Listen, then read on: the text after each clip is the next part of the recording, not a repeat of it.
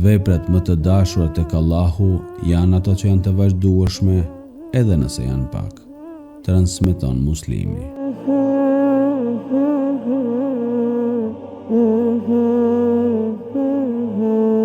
O Allah, na jep forcë që të mos dobësohemi në fund të Ramazanit. Bëje mbylljen më të bukur se fillimin. Le të na mbush zemrën me dashuri, shpirtin me qetësi dhe veprat me sinqeritet.